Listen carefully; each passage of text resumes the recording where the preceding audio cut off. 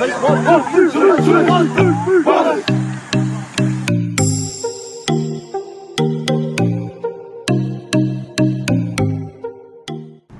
Jonathan Dorr.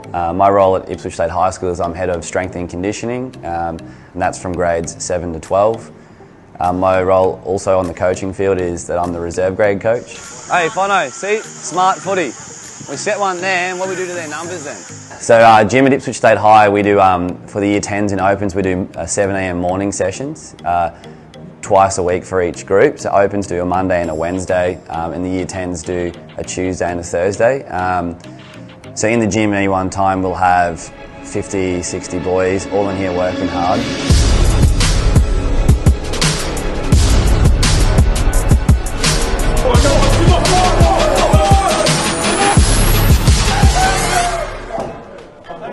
Most of the programming here are full body exercises because we're going to do it two days a week. So what we're trying to do is maximise working on exercises that will help the players be better on field. Because the focus at Ipswich High is not to build bodybuilders, we're looking to build strength and athletic people.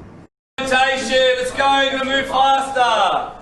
Okay, so at the start of every year at Ipswich High, we start by doing some 3RM testing. So we're testing what the boys can lift for a maximum for 3 repetitions. And what I do with that information there is I then give them figures that they can lift so I know they're working as hard as they can.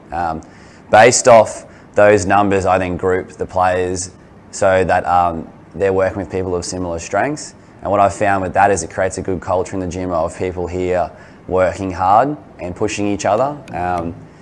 And the boys have really taken that on board.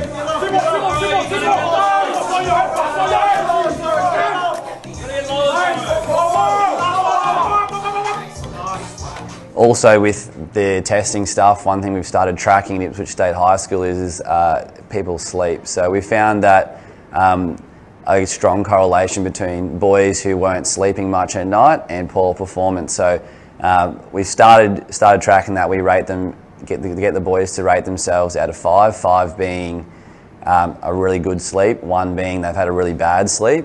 And it's funny, we've even found that the boys have started getting competitive with that and are trying to see who can sleep the most and who can do that the best recovery. And on top of that, we've started also implementing a mindfulness program where the boys once a week get to experience a meditation style session where we're allowing them the opportunity to learn to control their thoughts, to switch off, so that when they're at home, if they're having trouble sleeping because they can't stop thinking about things at night, they're developing the skills in order to help them sleep a lot better.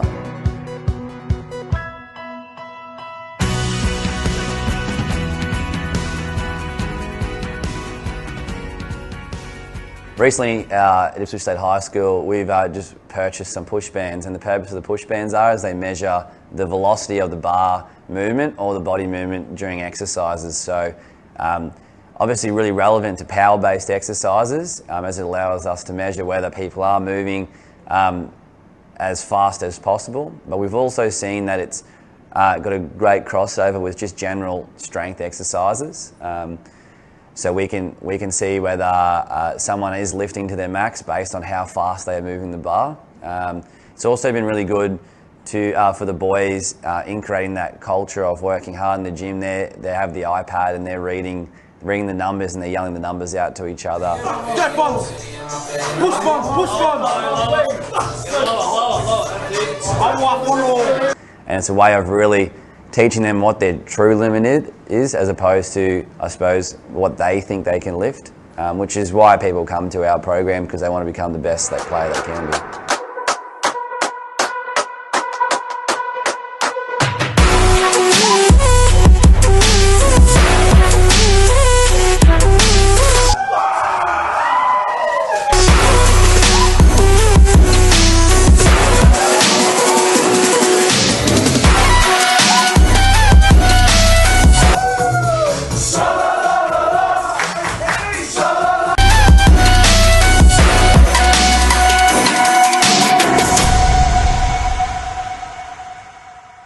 So another program we've implemented with the footy boys, we've started doing what I've called Mobility Monday. So on Monday, the boys go through a number of mobility exercises, because what we're trying to do is create athletes who are more mobile, because more mobile athletes are genuinely less injured. And we've created that program in conjunction with our school physio, Hillary, which we're lucky to have here, helping us out. We've also been taking the boys through some testing to identify who are more likely to be injured, and trying to develop specialist things within their gym programming that'll help to fix those movement deficiencies.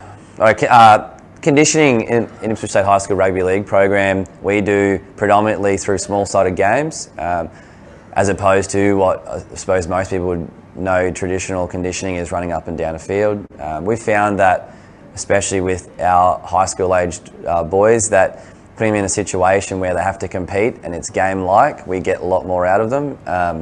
We've also found that we can get a crossover with skill development at the same time as conditioning. Now, it's something that as coaches we sit down and discuss quite regularly as ways we can manipulate game conditions. So if the focus for the session is defence, the game will be a smaller field, so there's more contacts happening. Whereas if we're looking for a session that has more distance covered in running, we'll then do stuff like open the field up, reduce player numbers on the field, and rules maybe where players have to leave the field before they can come back in after making a tackle or a touch to get that conditioning effect. And it's something that I think is done really well by Bretho in the program, monitoring all that stuff.